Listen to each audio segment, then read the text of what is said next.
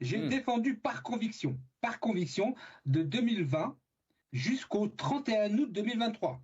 C'est précis, et cette date correspond à la fameuse loi des médias qui nous concerne, qui nous considère, nous, comme les binationaux, comme étant des sous-citoyens algériens.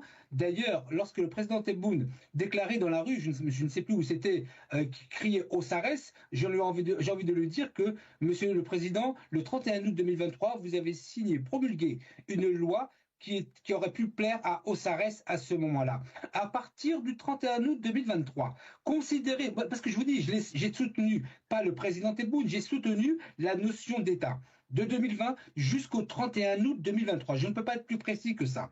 Quand j'ai vu que j'étais considéré et que mes enfants, que toute une génération sont considérés comme sous-citoyens algériens, c'est à partir de ce moment-là, pas simplement comme vous le laissez sous-entendre depuis le refus de ma candidature, c'est à partir du 1er septembre 2023 que je me suis dit, je ne peux pas soutenir des gens qui me considèrent comme étant un indigène de la République algérienne.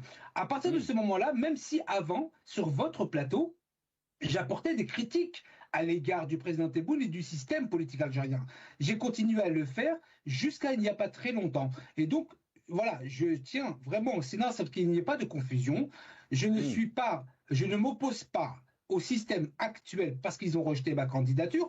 58 ans en France, je n'ai jamais eu besoin de l'Algérie. D'ailleurs, je n'ai jamais touché un seul dinar en Algérie. Donc, vous pouvez vous imaginer qu'à 58 ans, je peux encore m'en passer. Vous voyez. Donc, timing, il est clair, je n'apporte pas de critiques aujourd'hui parce que mon dossier est rejeté. C'est depuis le 1er septembre 2023.